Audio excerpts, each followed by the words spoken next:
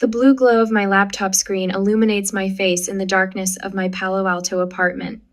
Outside, fog rolls through the valley, but I notice only the numbers on my screen. $11,682.72. 3 years of automatic payments to my parents, flowing like an underground river they never acknowledged. I take a sip of herbal tea, gone cold hours ago. The clock on my microwave reads 11:17 p.m. Too late for most people to be working, but my normal hours disappeared somewhere between startup funding rounds and proving myself worthy. My phone vibrates against the glass coffee table. Dad's name appears on the screen. Unusual. He typically communicates through Mom, maintaining plausible deniability about needing my help. Hello, I answer, keeping my voice neutral. Sierra. His tone carries that familiar edge, like I've already disappointed him somehow. Hi, Dad. Everything okay? I minimize the banking window, though he can't possibly see it. He clears his throat. About Thanksgiving next month. Your mother and I were thinking, maybe you shouldn't come this year. My fingers freeze over the keyboard. What? Jenna's boyfriend will be visiting. He's impressive, corporate, well-spoken. He pauses. Your job. It's hard to explain. The words hit like individual stones. I think of my corner office overlooking San Francisco Bay, the team of 37 people who report to me, the medical device that's currently saving lives in 17 countries. My job is hard to explain. I repeat, the words hollow. People ask questions. What you do, it doesn't sound. He trails off, searching for a word that won't sound cruel. Traditional. Traditional. Like Jenna's marketing career. Like the path they always wanted for me. I see. The apartment suddenly feels colder. Don't take it personally, he continues, his voice hardening. This dinner is important to your sister. We need to make a good impression. My throat tightens. And I don't make a good impression. For God's sake, Sierra, why do you always make everything so difficult? The familiar frustration rises in his voice, the one I've heard since childhood science fairs and debate tournaments. Just skip this one. Come for Christmas instead. I remain silent, staring at the banking window I've reopened. 3 years of helping them keep their house after Dad's early retirement. 3 years of paying off Mom's credit cards when her real estate business dried up. Fine. His voice drops to that dangerous quiet I remember from childhood. If you insist on coming, don't call me your father. My finger hovers over the red button on the screen. The emptiness spreads through my chest like spilled ink. Sierra, did you hear me? I heard you. My voice sounds distant, even to myself. The call ends. I don't remember if he hung up or I did. I sit motionless, breathing in the silence of my expensive apartment. The memories flood back without permission. Jenna's high school graduation party that took over the house for a weekend. My acceptance to MIT announced over microwave leftovers. The time Mom drove 4 hours to bring Jenna her forgotten prom shoes, but couldn't make the 30-minute drive to my robotics competition. My hand moves to the trackpad almost of its own accord. I navigate to the automatic payments section. 3 different accounts, their mortgage, utilities, and a monthly cash transfer labeled family support. I think about Thanksgiving dinners past. My questions about their finances met with vague answers and quick subject changes. The way Dad toasted Jenna's minor promotion while my Series B funding round went unmentioned. I click cancel payment on each account, one by one. No warning, no explanation. Just the quiet click of my decision rippling into their world. The confirmation screens glow softly. This recurring payment has been successfully canceled. I close the laptop with finality. Sometimes love means walking away, I whisper to the empty room. My phone rings again. I expect Dad or maybe Mom, somehow already aware of what I've done. But it's Aunt Karen's number, the only family member who ever came to my graduations. Hi, Aunt Karen. I say, my voice thick. Just checking on my favorite niece, she says, her Carolina accent warming the words. You working too hard again? I'm fine. The lie comes automatically. Then I reconsider. Actually, no, I'm not fine. Tell me, she says, no surprise in her voice. I explain what happened, each word loosening something inside me. Oh, honey, she says when I finish. You know I love my sister, but this has gone on long enough. You've given enough. Have I? My voice cracks. Sometimes I think if I just try harder. Sierra Catherine Winters, she interrupts, using my full name like she did when I was small. There's a difference between supporting family and enabling them to hurt you. Tears slip down my cheeks, but my voice steadies. I've given enough. It's about time, dear, she says softly. It's about time. After we hang up, I notice 2 notifications on my phone. A calendar reminder, Mom's birthday, 3 weeks, and a text from HR about a new hire named Luke Evans starting Monday. My mother's face appears on my phone screen, an incoming call. I watch until it stops ringing. For the first time in years, I don't pick up. 21 days of silence feels like freedom. I delete another voicemail from Mom without listening to it the 6th today and place my phone face down on my glass desk. Through my office window, San Francisco Bay sparkles beneath an October sun. The water's calm despite the approaching storm in my personal life. A knock on my door pulls me from contemplation. Come in, I call, straightening the papers before me. Luke Evans steps inside, his pressed navy suit and confident stride matching his resume perfectly. 6'2" with a firm handshake and clear blue eyes that maintain appropriate eye contact. Jenna's type, though I don't know that yet. The Henderson contract is ready for final review, he says, placing a folder on my desk. They agreed to all our terms, including exclusive distribution rights. I nod, appreciating his efficiency. $3 billion over 5 years. Not bad for your 3rd week. A hint of pride crosses his face. Thank you for the opportunity, Miss Winters. Sierra is fine. I open the folder. Good work, Luke. He hesitates at the door. The whole team is impressed with how you handled the negotiations. Henderson wasn't budging until you stepped in. Something warm unfolds in my chest, simple recognition. Freely given. I've grown hungrier for it than I realized. After he leaves, my phone buzzes again. Dad this time. I silence it without a second thought. 1,000 miles away, my mother stands in her kitchen, phone pressed to her ear, knuckles white. What do you mean our service is disconnected? She asks the internet provider. We've never missed a payment. She jots down account numbers, verification codes, payment dates, normal steps in a routine customer service call until the representative says something that makes her blood run cold. Ma'am, the automatic payments were canceled 3 weeks ago. Dad appears in the doorway as she hangs up. What's wrong? The internet shut off. Her voice trembles. They said all the automatic payments were canceled. His face hardens with realization. Sierra. But why would she? Call Stephanie. He cuts her off, referencing their last remaining credit card. We need to do everything on that until we figure this out. Mom's hands shake as she dials.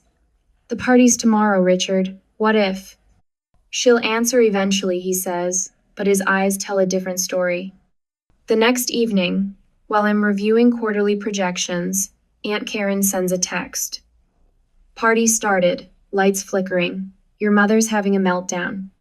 I picture the Scenarelatives arriving with wrapped gifts, the pride in Mom's voice as she welcomes them to another perfectly orchestrated gathering. Jenna helping arrange flowers while Dad pours drinks. Then darkness falling. Not metaphorically, but literally, as the power company makes good on their 72-hour disconnection notice. My phone lights up with a text from Mom. Please help us. The lights went out, the water stopped, everyone is here. I place the phone screen down and return to my spreadsheets. 20 minutes later, a notification appears on my computer. A company-wide email introduces Luke Evans to departments outside sales. I click his personnel file out of idle curiosity. Previous employer, Harrington Media. Position, Senior Account Executive. Reference: Jason Willis, VP Marketing. The name strikes me as familiar. I search my emails and find it a casual message from Jenna 6 months ago. Having dinner with Jason from work tonight. He's introducing me to someone perfect for me. Luke Evans isn't just some new hire. He's Jenna's boyfriend. The impressive, corporate, well-spoken man Dad didn't want me to embarrass. I closed the file without taking action. Luke's qualifications are impeccable. The fact that my family never bothered to learn what company I helped found Devin as they cashed my checks is not his problem. My phone rings. Aunt Karen's name lights up the screen. Hello? I answer, my voice steady. Hold on, sugar. Her voice sounds distant, as if she's holding the phone away. A flicker of video appears me parents' dining room lit by emergency candles, faces glowing in the warm light. Mom flutters around, apologizing profusely. Dad stands rigid by the mantel, his jaw tight with humiliation. Jenna speaks animatedly to someone just out of frame, likely explaining away the embarrassment. Then the camera shifts, and I see Luke's face, illuminated by candlelight. Wait, he says, his expression changing as he notices Aunt Karen's phone. Is that Sierra? Aunt Karen brings the phone closer to her face. Yes, I'm talking to my niece. Do you know her? The room goes quiet. Conversations halt mid-sentence. Luke's confusion is visible even through the small screen. Miss Winters? From Metatronics? Yes, Aunt Karen says, her voice laced with mischief. Sierra Winters. The camera pans across stunned faces, landing finally on Dad, whose expression shifts from annoyance to disbelief. You work with Sierra? Mom asks, moving closer to the phone. Luke nods, his professional demeanor intact despite the awkward circumstances. I work at Metatronics. Sierra is one of the co-founders. I report directly to her. The silence spreads through the room like spilled wine, impossible to contain. Jenna's face appears in frame, horror and embarrassment battling for dominance. Dad clears his throat. Well, of course. Sierra's very accomplished. We're tremendously proud. His voice fades as the words fall flat against years of indifference. I end the call, set down my phone, and for the first time in 21 days, I smile. Sometimes revenge arrives in unexpected packages, wearing pressed navy suits and carrying billion-dollar contracts. The email notification chimes at 6:17 a.m. I've been awake since 4, scrolling through quarterly reports instead of sleeping. Luke Evans's name appears in bold on my screen, sent 5 minutes ago. Subject: Last night. My thumb hovers over the delete button. I don't need drama spilling into my professional life, but curiosity wins. Sierra. I want to apologize for the awkward situation yesterday. When I accepted this position, I had no idea you were Jenna's sister. She never mentioned your name or your connection to Metatronics during our relationship. To be absolutely clear, I've decided to end things with Jenna. This decision has nothing to do with your position as my supervisor and everything to do with her behavior toward both you and others at the party. The disrespect I witnessed doesn't align with my values. I remain committed to my role at Metatronics and will continue to maintain absolute professionalism. If you feel this creates an uncomfortable work environment, I understand and am open to discussing alternatives. Respectfully, Luke Evans. I read it twice before typing a measured response. Luke, thank you for your directness. Your personal relationships remain your business. I hired you for your qualifications, which haven't changed. We'll continue as professionals. Sierra Winters, Chief Innovation Officer, Metatronics. Simple, clear, boundaries intact. I hit send and close my laptop. My phone buzzes immediately. Not Luke. Jenna. The texts arrive in rapid succession. What did you say to Luke? He broke up with me this morning. Answer me. I know you did this. You've always been jealous of me. Fix this. The barrage continues while I shower and dress. 10 years ago, each message would have pierced me like individual needles. Now they bounce off like rain on a windshield. When I finally pick up my phone again, 17 new messages glow on the screen. The last one: "Please, Sierra, I really love him." I type one response: "He didn't leave because I told him to. He left because of how you treat people." Then I silence notifications from her number. The Carrington merger puts us 6 months ahead of projections. 40 pairs of eyes focus on me in our glass-walled conference room. I stand straight, shoulders back, voice steady. The PowerPoint behind me displays growth charts that climb like mountain ranges. Questions before we move to departmental updates. Hands raise. I call on them one by one, answering with precision. This room, these people, they see me. Actually see me. Not as someone's daughter or sister, but as a leader who built something valuable. Marcus from engineering asks about integration timelines. Sophia from legal clarifies contract details. Luke, sitting quietly in the back, nods appreciatively at my explanations without drawing attention to himself. After the meeting, my assistant Diana hands me a coffee. The board called. They want to move up the quarterly review. Apparently, they've seen the Carrington numbers. Schedule it whenever works. We're ready. I take the coffee, our fingers briefly touching. Thanks for handling everything while I was out yesterday. That's what a team does. She smiles, warm and genuine. We've got your back. The contrast stings. My team rallies while my family fractures. I push the thought away and walk to my next meeting. The cousins are in an uproar, Aunt Karen says, buttering her bread. We sit at an outdoor cafe 3 blocks from my office. The spring sun warms our table while a light breeze carries the scent of nearby flowers. About what? I pick at my salad, still not hungry after days of turmoil. About how Richard and Diane treated you all these years. She leans forward, lowering her voice. Turns out, they've been telling everyone you abandoned the family when you got successful. That you forgot where you came from. My fork freezes midway to my mouth. What? But after the birthday disaster? Her eyes crinkle with satisfaction. Everyone saw the truth. Your Uncle Bill called Richard directly and asked why they never mentioned their daughter ran Metatronics. She chuckles softly. I wish I could have seen his face. Something shifts inside me, that strange sensation when the narrative you've accepted unravels. I've spent years believing I stood alone. So they know now, about the payments, about everything. Aunt Karen reaches across the table, her hand covering mine. The gold bangles on her wrist catch the sunlight, reminding me of Sunday afternoons at her house when I was small, the only place where my questions were welcomed instead of silenced. Honey, half the family is furious with them. Even your cousin Rachel, who never disagrees with anyone, told your mother she should be ashamed. A lump forms in my throat. I didn't expect that. Blood doesn't always mean blindness.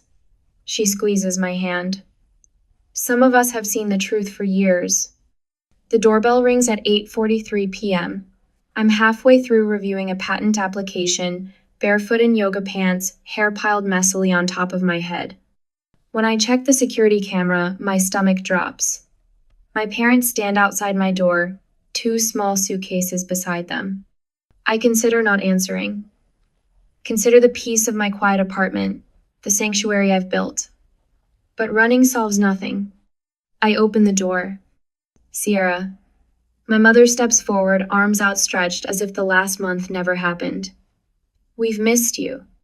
My father remains half a step behind her, eyes downcast, hands shoved in his pockets. Can we come in? I step aside without speaking. They enter my space, eyes widening at the view of the bay from my floor-to-ceiling windows, the tasteful furniture, the awards displayed discreetly on my bookshelf. Beautiful place, my mother murmurs, running her hand along my kitchen counter. You've done well for yourself. My father clears his throat. We may have overreacted about Thanksgiving. Family should be together for holidays. Not an apology. Not even close. Water? I ask, my voice neutral.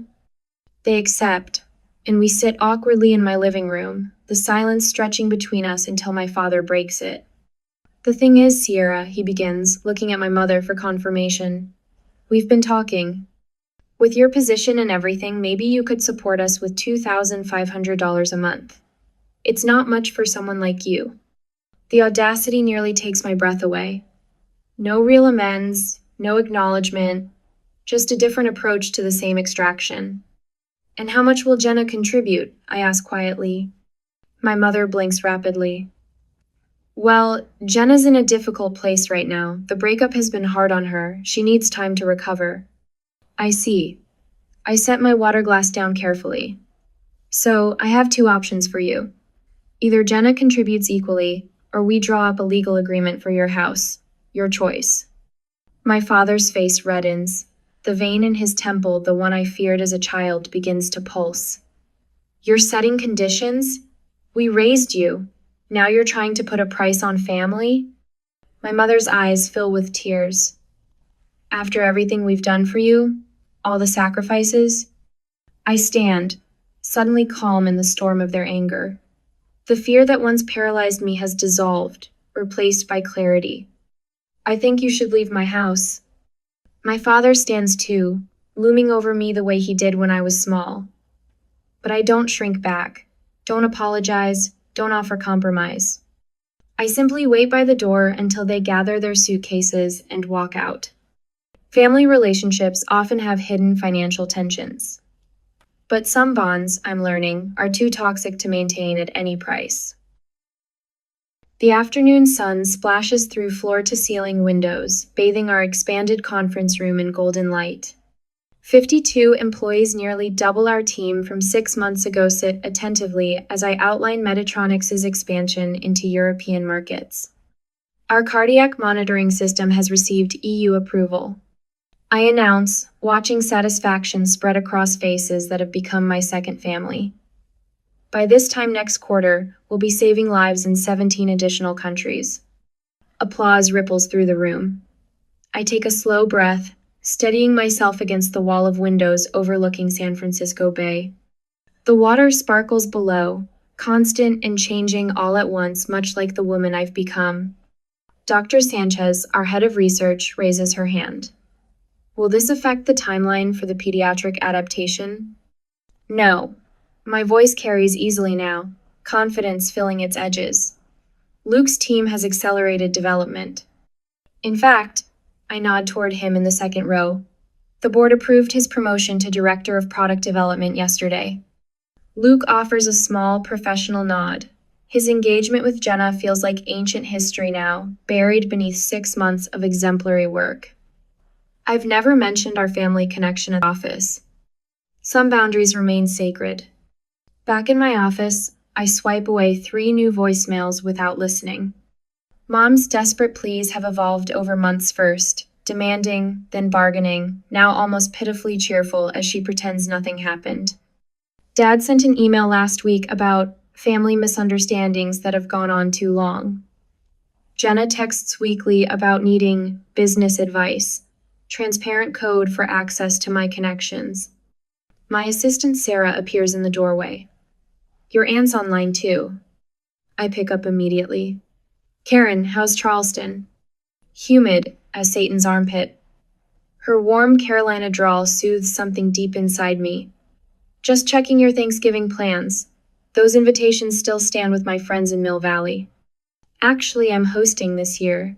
The words surprise me even as I say them. Well, look at you, pride radiates through her voice. Your own Thanksgiving. Nothing fancy. Team members without family nearby, a few friends, maybe 15 people. I swallow hard. First holiday completely on my own terms. Not on your own, sugar, just with people who actually see you. After we hang up, I stare at the engraved invitation on my desk. The Women in Healthcare Innovation Gala happens on Black Friday, the perfect excuse to stay firmly in San Francisco through the holiday weekend. The awards ceremony glimmers with crystal and silver when I arrive 3 days later, pleasantly full from hosting my first Thanksgiving dinner.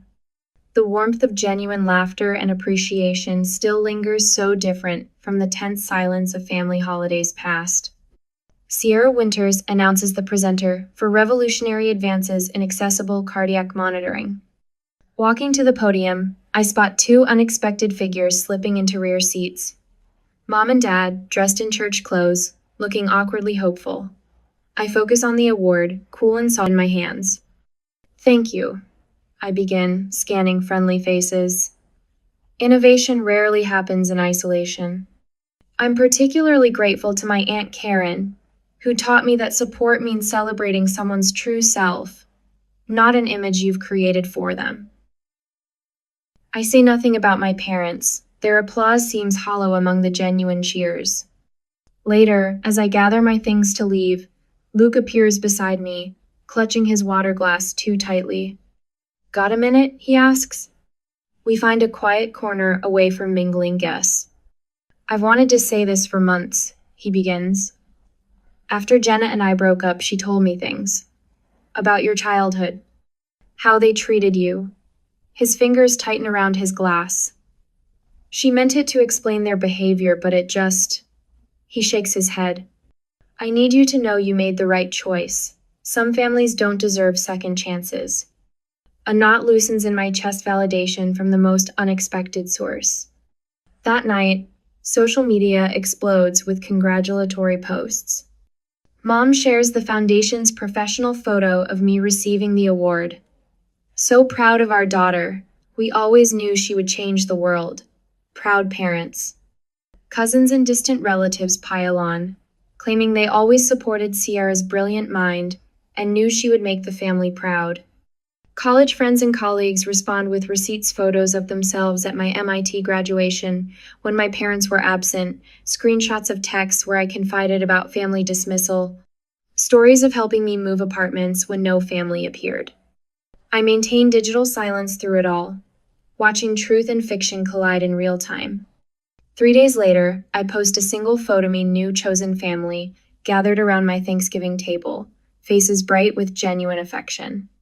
The caption reads simply, "Grateful for those who celebrate your journey, not just your destination." The spring sun glints off my windshield as I navigate the winding streets of my parents' neighborhood. Brick homes with manicured lawns stand like sentinels of suburban success. My knuckles whiten against the steering wheel. They're 3 months behind on property taxes, Aunt Karen had warned during our call yesterday. Your father's pride is the only thing holding that house together now. I park across the street, checking my reflection in the rearview mirror. The woman staring back bears little resemblance to the girl who used to live here. My shoulders square as I gather my laptop bag. The walkway to their front door reveals neglect weeds pushing through cracked concrete, paint peeling from the shutters, the sprinkler system clearly broken for months. The brass knocker feels unexpectedly cold against my knuckles. Dad opens the door. The past year has carved new valleys into his face, added silver to his temples. His eyes widen briefly before narrowing. Sierra. My name sounds like an action on his lips. Hello, Dad. The words come out steady, practiced. Mom appears behind him, her smile too bright. Honey, what a wonderful surprise. She pulls me into a hug that smells of desperation and drugstore perfume. The living room looks smaller than I remember. The furniture arrangement hasn't changed in 15 years, but everything seems worn now, faded cushions, threadbare carpet paths, dust collecting on the piano no one ever played. Can I get you something to drink? Mom's voice carries the artificial cheerfulness I remember from childhood disasters. Coffee? Tea? Water is fine. I place my laptop bag on the coffee table, noticing the stack of unopened bills beside a vase of wilting flowers. Mom bustles to the kitchen, while Dad lowers himself into his recliner, the leather cracking beneath him. You should have called first, he says. Would you have answered? His jaw tightens. Before he can respond, footsteps sound on the stairs. Jenna appears, looking polished despite the household's decay. Sierra? What are you doing here?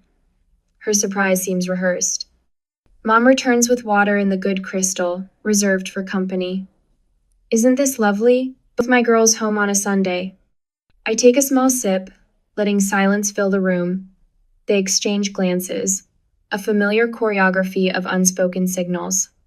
We've missed you so much, sweetheart. Mom perches on the edge of the sofa beside me. It hasn't been the same without our little girl. Dad clears his throat. Your mother's arthritis has been acting up. The specialist bills aren't covered by insurance. Jenna nods solemnly. We've been helping as much as we can. She sits opposite me, crossing her legs. But times are tough for everyone. I place my water glass on a coaster, the soft clink punctuating their performance. Is that why you invited me here? To discuss finances? Of course not. Mom's hand flutters to her chest.